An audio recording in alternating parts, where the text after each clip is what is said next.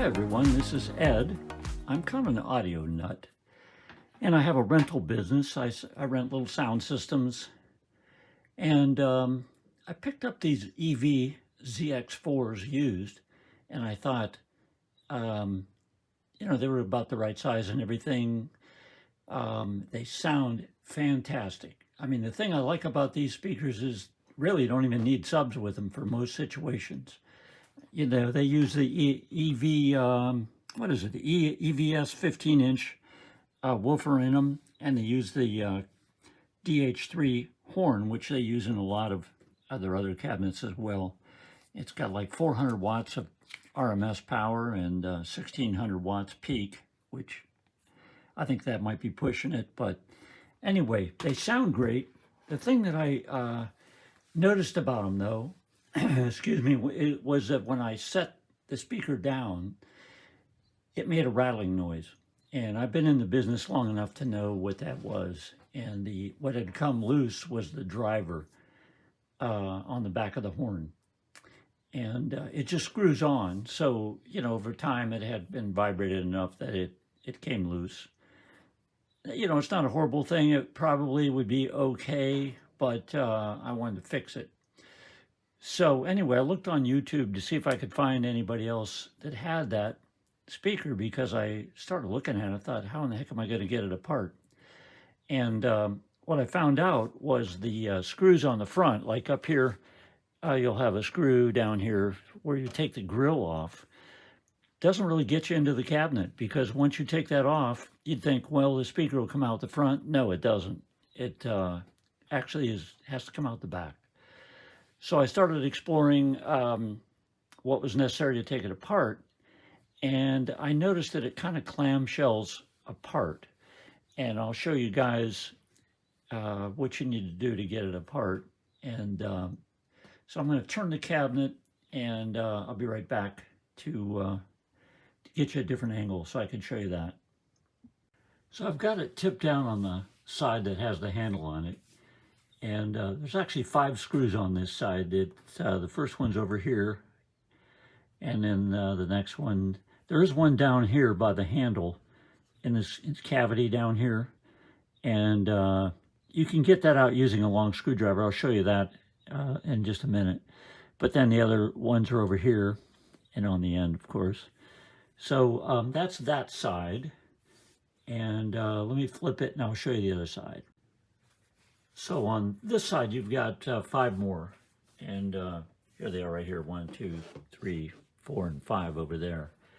So, you know, I thought, okay, I got those out, but it still didn't budge, and I'm like, what the heck? So let me show you the other thing that was kind of holding me up, and then I'll show you the tool you need to get it out. So then on the back side, you have 2 more screws, and they are right here and right over here. So the thing that I found out too is that these holes where the goes in are really deep. So what you need to buy is a 12-inch screwdriver. It's a number 2, so at least it's a common. And this is a Craftsman. I got this one at I think Home Depot or Lowe's or something. And so that's what you need. You gotta have that depth to be able to get down in there and get those screws out. So that's about it on telling you where to take the screws out. And then so I'm going to work on getting it apart now, and we'll take a look at the inside and show you how to tighten it up.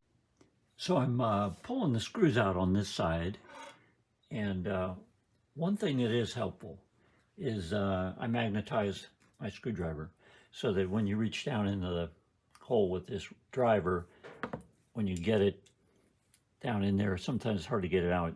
This helps pull it out rather than having to flip the cabinet up and banging on it trying to get them out. The other thing is I noticed that the screw down in that cavity, down in here, even with the long screwdriver, it's hard to get it. It's kind of on a really weird angle. So the handle comes off, and you just use the number 6 millimeters, and you take these 2 out, and the handle will come right off, and then you can get to that, screw down that cavity real easy. So I just thought I'd tell you that on that side, just to make it a little bit easier. So here's with the handle off, and you can see it's a lot easier. You just couldn't get a good vertical position for the screwdriver with the handle on it. I was afraid I was going to strip that screw out, so decided to just take the handle off. And the magnetized screwdriver really helps too with those ones at the top. I was showing you the real deep ones. Getting those out of there was a lot easier as well. So, okay, I'm going to take the rest of the screws out, and we're going to try and pry this thing apart, and I'll show you the rest. And you're not quite done yet. There's 2 more screws that I discovered back here in the back in this cavity. This end down here is where the pole mount is, and there's a screw on each side of that cavity right there. So we're going to work on taking those out, and hopefully that is it. So here's the speaker taken apart. You can see over here the 15-inch woofer, really heavy duty, 400 watts RMS, 1600 watts peak, craziness. This cabinet's built really nice. It's built for the road. It's very, very tight and heavy duty. Remember I was telling you the speaker bolts from the inside. Here's the bolts down here. These have to come out, and then the speaker's taken out this way rather than through the front. The driver, the DH3, is over here, and that driver is used in a lot of Electro-Voice cabinets. Really nice sounding horn. That's what comes loose though. When you're out on the road and you're bumping your cabinet around a lot and so forth, it kind of vibrates, and this thing can come loose.